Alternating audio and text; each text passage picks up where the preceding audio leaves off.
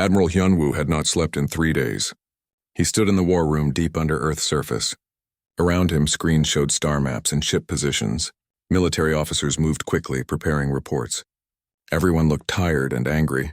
The news from Kepler 442b had spread across human space. Every colony knew about the attack. People were scared. They wanted to know what Earth would do. They wanted protection. They wanted revenge. Hyunwoo was 60 years old. He had fought in 2 small wars when he was young. But those were different. Those wars had rules. Both sides tried to win, but they also tried to avoid killing civilians. They talked before they fought. They had honor. The Valaks had no honor. They killed 50,000 people without warning. Without reason. They laughed about it. The president of Earth walked into the war room. She looked older than yesterday. This terrible news had aged her face. "Admiral," she said, "what are our options?" Hyunwoo brought up a star map on the main screen. Red dots showed Valak's territory. Blue dots showed human colonies. "There were more red dots than blue dots. We can fight," he said. "But they are stronger. They have more ships, more weapons. If we attack now, we will lose. Then what do we do?" the president asked. "We cannot do nothing. Our people demand action." Hyunwoo looked at the map for a long time. He thought about war. He thought about death. He thought about victory and defeat. Then he made his decision. "We send them one message," he said. "One final warning. If they ignore it, we prepare for total war. Not a small fight. Not a negotiation. Total war." The president nodded slowly. She understood what total war meant. It meant every ship, every weapon, every resource. It meant humans would fight until they won or until they were destroyed. "Send the message," she said. Hyunwoo sat down at the communications console. He typed carefully. The message was short. It had to be clear. No confusion. No room for misunderstanding. When he finished, he read it one more time. Then he sent it to every Valak's military channel. The message said, "You have killed our people without cause. You have broken every treaty. You have one chance. Return our world. Pay compensation for the dead. Promise this will never happen again. If you refuse, there will be consequences. This is your only warning." The Valaks received the message. Their military leaders gathered in their war council. They read the human warning. Then they laughed. They laughed so hard that some of them cried. The Valak supreme commander was a warrior named Krell. He had fought in 100 battles. He had conquered 20 worlds. He feared nothing in the galaxy. "Consequences," he said, reading the message again. "The humans threaten us with consequences. These weak creatures who cry about peace, who spend their time building farms instead of weapons."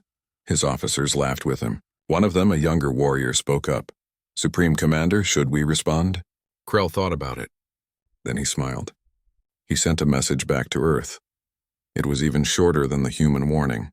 It said, "We are Valaks, we take what we want. Try to stop us."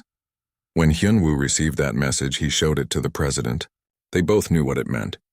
There would be war. "Not today, not tomorrow, but soon. Very soon. Call Soman," the president said quietly. "Tell her to start the project." Soman was an engineer. She worked at a secret research facility in the asteroid belt. For 5 years, she had been developing new weapons. Weapons that Earth hoped it would never need to use. Weapons that violated several peace treaties. Weapons that could destroy entire fleets. When she got the call from Admiral Hyunwoo, she was not surprised. She had watched the news. She knew what was coming. "How much time do I have?" she asked. 6 months, Hyunwoo said. "Maybe less. The Valaks are preparing another attack. Intelligence says they are targeting our mining colonies." Soman looked at her designs. She had tested the weapons in simulations. They worked perfectly in computers. But real space was different from simulations. Real battles were messy and unpredictable. "I will need help," she said. "I will need every engineer in the fleet. I will need every factory working day and night." "You have whatever you need," Hyunwoo told her. "Money is not important. Time is not important. Politics is not important. The only thing that matters is that these weapons work when we need them." Soman nodded. She understood. 50,000 people had died. More would die if she failed. The survival of humanity depended on her work. "The weapons will be ready," she promised. She ended the call and went to work. She called every engineer she trusted. She sent them the secret designs. She divided the work into pieces. One team would build the plasma generators. Another team would build the targeting systems. A third team would integrate everything into the fleet. It was dangerous work. The plasma was unstable. 2 engineers died in the first week when a test generator exploded. Selman went to their funerals. She cried for them. Then she went back to work. Meanwhile, the Valaks prepared their next conquest. They chose 3 human mining colonies, small places with few people, easy targets. They would attack in 6 months. They would take the colonies. They would kill everyone there. And the humans would do nothing. Just like before, Krell was sure of it. Humans were weak. They talked about peace and friendship. They did not have the stomach for real war. They would surrender after a few more attacks. Then the Valaks would take all the human worlds, all the resources, all the space. He did not know that humanity was preparing. He did not know about Somin and her weapons. He did not know that every human ship was being upgraded. He did not know that millions of humans were training for war. The Valaks only knew what they had always known. They were strong. They were warriors. They would win because they always won. They did not understand that they had awakened something terrible in humanity, something that had been sleeping for a long time, something that remembered old Earth wars, something that knew how to fight when fighting was the only choice left. The stars looked peaceful that morning. Captain Taiyang stood on the bridge of his patrol ship, watching the blue planet below.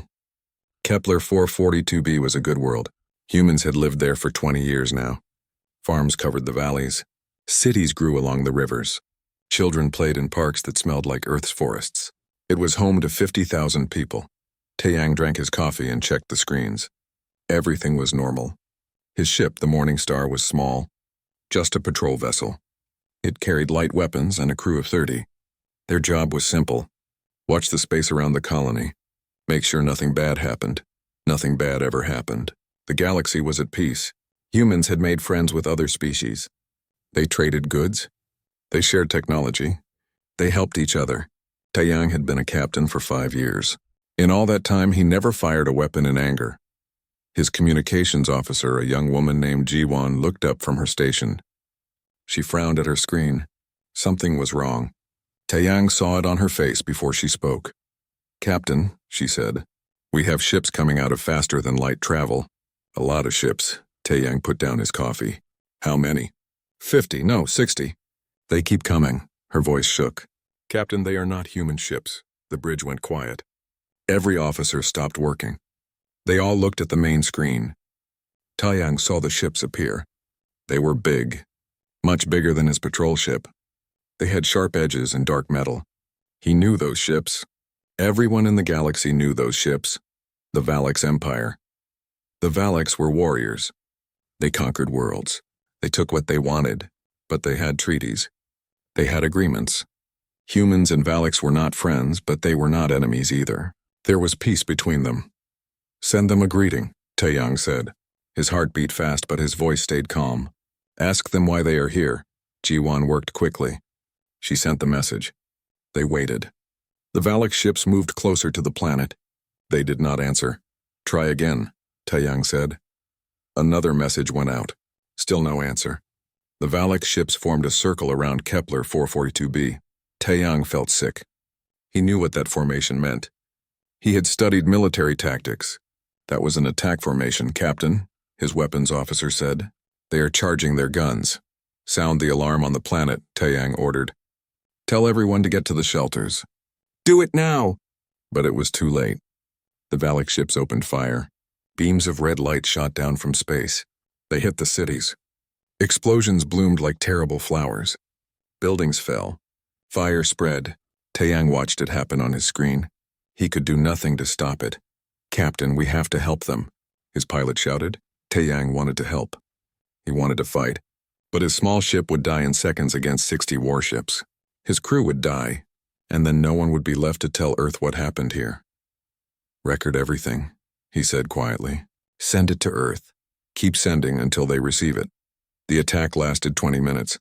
20 minutes to destroy 20 years of work. 20 minutes to kill 50,000 people. Men, women, children, farmers, teachers, doctors, all dead. When it was over, the Valak ships left. They went back into faster-than-light travel. They disappeared as quickly as they came. They left behind a burning world. Taeyang stood on his bridge. His hands shook. His crew cried. On the planet below, nothing moved. Nothing lived. Back on Earth at the Human Coalition headquarters, Yuna was working late. She was a diplomat. Her job was to keep peace with other species. She was good at her job. She believed that talking could solve any problem. Her assistant ran into her office. His face was white. He showed her the message from Taeyang's ship. She watched the video. She saw the cities burn. She heard the screams. Yuna felt like someone had hit her in the stomach. She had friends on that planet. She had visited it 3 times. She knew the cafes and the parks. She knew the smell of the alien flowers that grew there. She picked up her phone with shaking hands. She called the Valix ambassador. He answered after 5 rings. His face appeared on her screen. He looked bored. Why? Yuna asked. Why did you attack? We had peace. We had treaties. The Valix ambassador laughed. He actually laughed. The sound made Yuna's blood turn cold. Your people were weak, he said. That world is ours now. You humans are soft. You talk about peace and friendship. You make the galaxy weak with your foolish ideas. We can negotiate, Yuna said. Her voice stayed professional even though she wanted to scream. We can find a solution. Please just talk to me. The ambassador smiled. It was not a nice smile. It was the smile of a predator. There is nothing to negotiate, he said. We took what we wanted. We will take more. What will you do about it? Will you cry? Will you write angry letters? Humans are good at crying and writing letters. He laughed again and ended the call. Yuna sat in her dark office. She looked at the blank screen. She thought about the 50,000 dead. She thought about the children who would never grow up. She thought about the Valix ambassador's laughter. For the first time in her career, Yuna understood that some people could not be reasoned with. Some people only understood strength. The Valix thought humans were weak. They thought humans would do nothing. They were wrong. 6 months passed. To the rest of the galaxy, it seemed that humanity had accepted defeat. The humans said nothing about Kepler 442b. They did not protest. They did not demand justice. They simply went quiet. Other species watched and worried. If the Valix could attack humans without consequence, they could attack anyone. Several alien ambassadors contacted Earth. They offered support. They offered military alliances. Yuna met with them politely. She thanked them for their concern, but she refused their help. She said humans would handle this matter themselves. The ambassadors left confused. They thought humans were too proud to accept help. They thought humans were foolish. They did not understand. Humans were not being proud. Humans were being careful. They did not want allies involved in what was coming. What was coming would shock the galaxy. It would change everything. The Valix saw the human silence and smiled. They had been right. Humans were weak. Humans had given up. Now the Valix could do whatever they wanted. They planned their next attacks. They chose targets. They prepared their fleets, but in human space something else was happening. Something the Valix could not see. Commander Jihu commanded the defense fleet at the Titan shipyards near Saturn. He was 42 years old. He had 3 children. Before the attack, he had been planning to retire. He wanted to teach at the military academy. He wanted a quiet life. That dream was dead now. Jihu would not retire. Instead, he worked 20 hours every day. He supervised the installation of Soman's weapons on every ship in his fleet. 200 warships, each one getting the new plasma cannons, each one becoming a weapon of destruction. The work was hard. The plasma systems were complex. They required new power generators, new cooling systems, new computer targeting. Every ship had to be partially taken apart and rebuilt. Jihu's crews worked in shifts. When one team got tired, another team took over. The shipyards never stopped. Sparks flew from welding torches day and night. The sound of hammers and drills never ended. Sometimes Jihu walked through the shipyards at night. He saw tired engineers sleeping on the floors. He saw workers with burned hands who refused to stop for treatment. He saw the determination in their eyes. Everyone knew what this was for. Everyone had seen the images from Kepler 442b. Across human space, the same thing was happening. At Mars, at the asteroid colonies, at the shipyards orbiting Europa and Ganymede, every human warship was being upgraded. Every weapon was being improved. Every crew was training. They trained in secret. Ships went to empty sectors of space where no one could watch. They practiced formations. They practiced firing the new weapons. They practiced dying, because some of them would die. That was certain. The Valaks were powerful. They would fight hard. But humans would fight harder. Hana was a weapons specialist. She had helped Soman design the plasma cannons. Now she traveled from ship to ship, teaching crews how to use them. She was 30 years old and she had never been to war. She had joined the military to explore space and meet aliens and see beautiful things. Now she was teaching people how to kill. She showed them the targeting systems. She explained how the plasma worked. She warned them about the heat and the power drain. She made them practice until they could fire accurately in their sleep. One young gunner asked her a question. His name was Minho. He was 19 years old. He looked scared. "Will these weapons really work?" he asked. "Will they be enough?" Hana looked at him. She remembered being 19. She remembered thinking the universe was beautiful and safe. She wanted to tell him yes. She wanted to promise him everything would be fine, but she did not lie to him. "I do not know," she said honestly. "We have tested them in simulations. They work there. But real war is different. All I can promise is that we built the best weapons we could. The rest is up to you." Minho nodded slowly. He understood. War had no guarantees, but he would do his duty anyway. They all would. Meanwhile, human intelligence services watched the Valaks. They tracked their ships. They listened to their communications. They learned the Valaks were planning another attack. 3 mining colonies this time. The attack would come in 2 weeks. Admiral Hyunwoo received the report. He called a meeting of all fleet commanders. They gathered in the war room. Jihu was there. So was Captain Taeyang, who had witnessed the first attack. So were 50 other officers. Hyunwoo stood at the front of the room. He looked at all of them. These were good people. Honorable people. They had joined the military to protect humanity. Now they would have to do exactly that. "The Valaks are coming," he said. "They think they will find easy targets. They think humans are weak. They think we will run or surrender."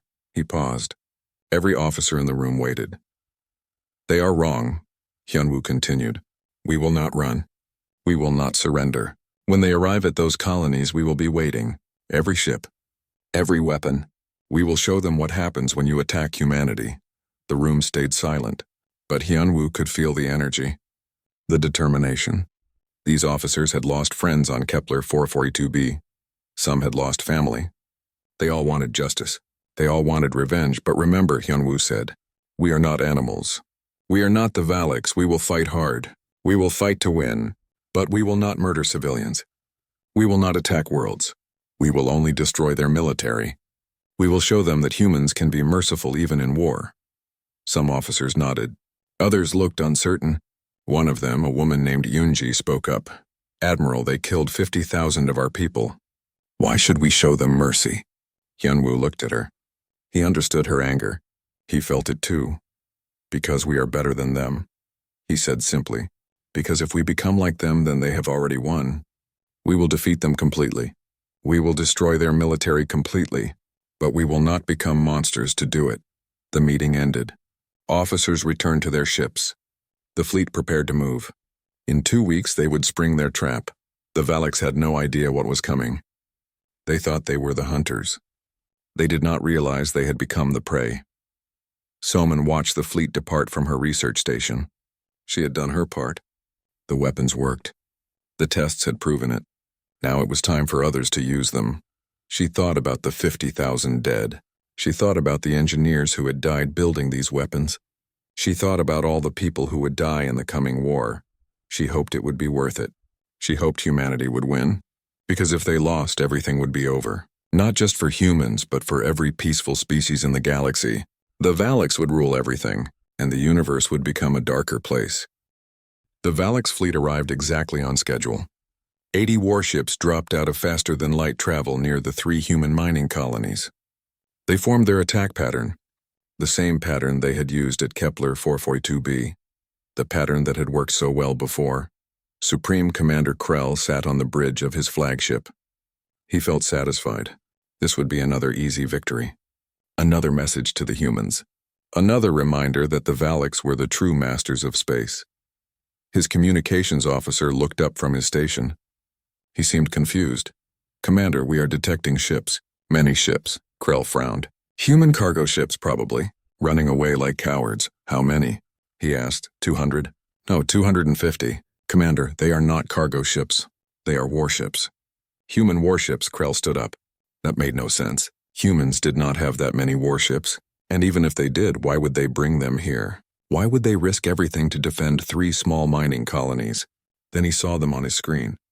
The human fleet came out of hiding behind the colony's moons. 250 ships, all in perfect formation, all with their weapons charged.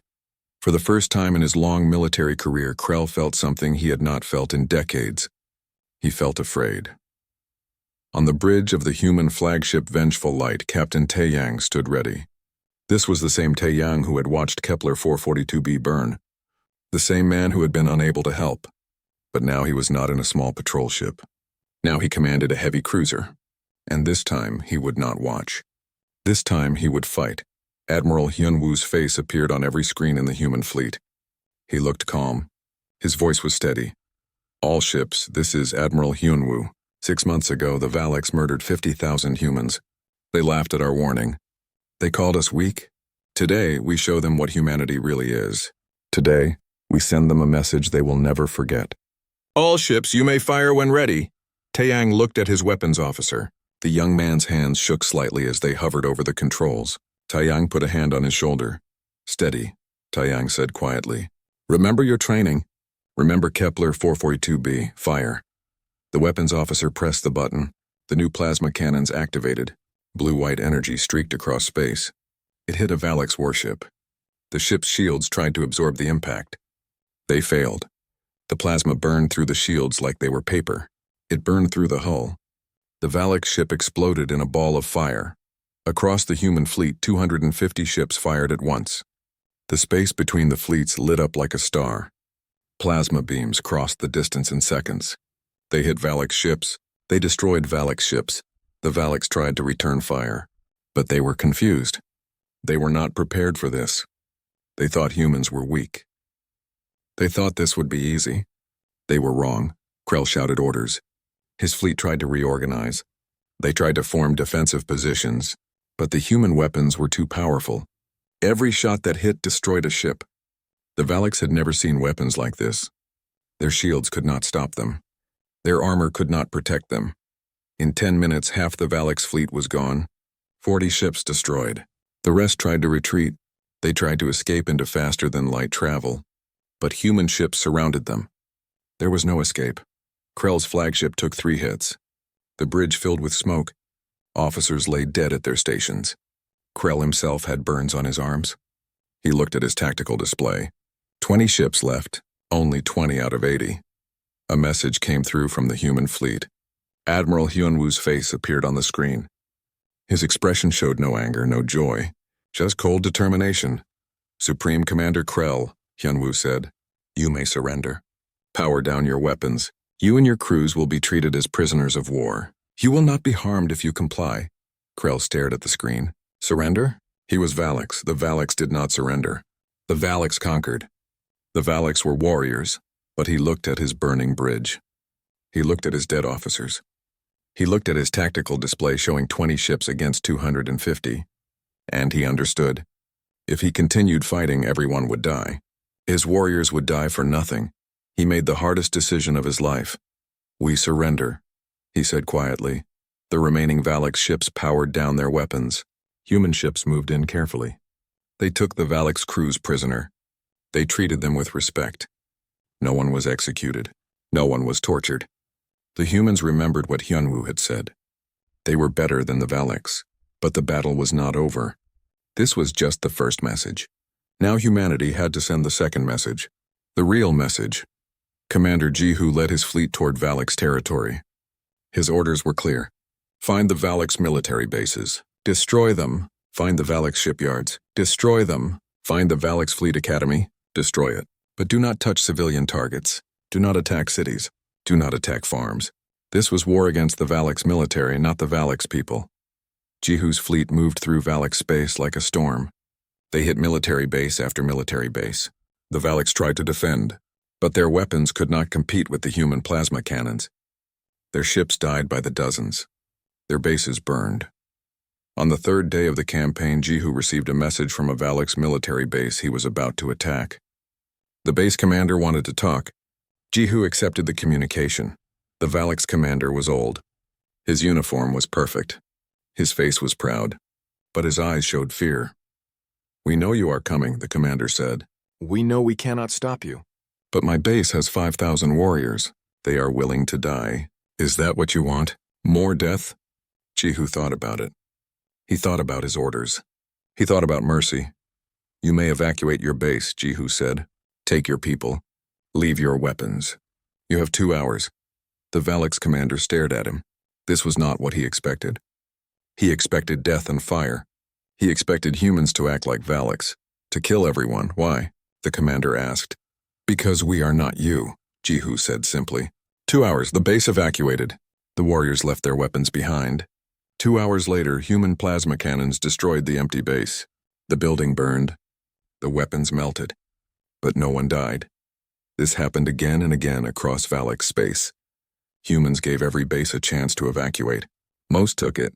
Some tried to fight. Those bases died with their warriors inside. But humans always gave the choice. Meanwhile, Admiral Hyunwoo sent a message to the Valix homeworld. It was broadcast on every channel, every screen. Every communications device in Valix territory received it. The message was simple. It showed images of burning Valix military bases. It showed destroyed Valix ships. It showed the power of human weapons. Then Hyunwoo's face appeared. He looked directly at the camera. His voice was cold as space. "You thought we would forgive," he said. "You were wrong. This is our message, written in flame. You will never attack humanity again. Your military is broken. Your fleet is destroyed. Your bases are ashes. This is what happens when you murder 50,000 innocent people. Remember this. Remember it forever." 3 weeks. That was how long it took. 3 weeks to break an empire that had stood for 300 years. 3 weeks to destroy a military that had conquered 20 worlds. 3 weeks to change the galaxy forever. The Valix Empire collapsed. Not just their military, everything. Their government fell apart. Their leaders fled or surrendered. Their people lost faith in the warriors who had promised them greatness. The conquered world saw their chance. They rebelled. They declared independence. Within days, the empire broke into dozens of small territories fighting each other. Human fleets pulled back to their own space. They had done what they came to do. They had destroyed the Valix military. They had sent their message. Now it was time to go home. Captain Taeyang stood on his bridge one last time before returning to Earth. He looked at the stars. They looked different now. Not peaceful, not safe, but not threatening either. Just stars. Just space. Just the universe being what it had always been. His communications officer approached him. Jiwan, the same young woman who had first detected the Valix ships at Kepler 442b. She had survived the war. They all had. Not one person on Taeyang's crew had died. They had been lucky. "Captain," she said quietly, "do you think it was worth it? All the death, all the destruction?" Taeyang thought about the question. He thought about the 50,000 dead on Kepler 442b. He thought about the Valix warriors who had died in battle. He thought about the 2 engineers who had died building the plasma cannons. He thought about all of it. "I do not know," he answered honestly. "Ask me again in 10 years. Ask me when we see what kind of galaxy we created." On Earth, in the great assembly hall of the Human Coalition, Yuna prepared to address the galaxy. Representatives from every major species had gathered. They wanted to understand what had happened. They wanted to know what humanity would do next. They were afraid. Yuna understood their fear. Humanity had shown terrifying power. In 3 weeks, they had destroyed an empire. If they could do that to the Valix, they could do it to anyone. The other species looked at humans differently now. Not as peaceful friends, as potential threats. She walked to the podium. Every eye in the hall watched her. She took a breath and began to speak. "I know you are afraid," she said. "I know what you saw shocked you. Humanity was supposed to be peaceful. We were supposed to believe in diplomacy and friendship. And we do. We still do. But we also believe in justice." She paused. The hall stayed silent. "The Valix murdered 50,000 humans without warning, without cause. We gave them a chance to make peace. They laughed at us. They thought we were weak. They thought we would accept genocide. They were wrong. An ambassador from the Colossi species stood up. The Colossi were traitors, peaceful people who avoided conflict. But you destroyed them completely, the Colossi said. Was that necessary? Could you not have stopped after winning a few battles? Yuna looked at the ambassador directly. If we had stopped, she said, they would have rebuilt. They would have attacked again. Maybe not us. Maybe you. Maybe another peaceful species. The Valaks only understood strength. We showed them strength. We showed them that genocide has consequences. Another ambassador spoke up. This one was from the Threen Collective, a military alliance of 3 species. What happens now? The Threen ambassador asked. You have this power, these weapons. What will you do with them? This was the important question. This was what everyone wanted to know. Would humans become the new Valaks? Would they conquer? Would they dominate? Yuna smiled. It was not a happy smile. It was a tired smile. The smile of someone who had seen too much death. We will do what we have always done, she said. We will trade. We will explore. We will make friends. We will help those who need help. We will live in peace. But understand this. If anyone attacks us again, if anyone commits genocide again, if anyone thinks humans are weak, we will respond. We will respond completely. We will respond with everything we have. This is not a threat. This is a promise, a warning. Do not mistake our desire for peace as weakness. The hall stayed quiet for a long moment. Then slowly the ambassadors began to nod. They understood. Humans were not monsters. But humans were not victims either. They were something in between. Something that preferred peace but could wage war. Something that forgave much but never forgot betrayal. In the following months, the galaxy changed. Species that had been aggressive became more careful. No one wanted to face human weapons. No one wanted to see their military bases burn.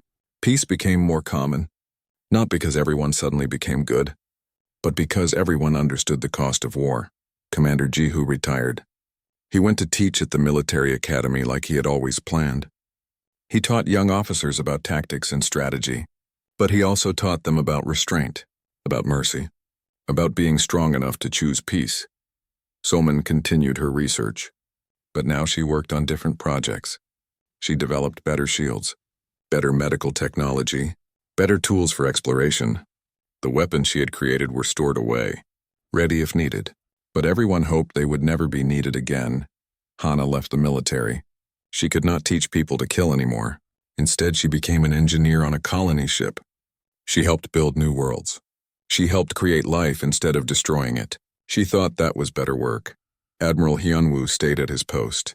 He was older now, more tired. The war had aged him, but he watched over human space carefully. He made sure the fleet stayed ready. He made sure the weapons stayed maintained, not because he wanted to use them, but because he knew that strength prevented war more often than it caused war. Sometimes he visited the memorial on Earth, the memorial for Kepler 442b. 50,000 names carved in stone. 50,000 people who would never grow old, never see another sunrise, never hold their children.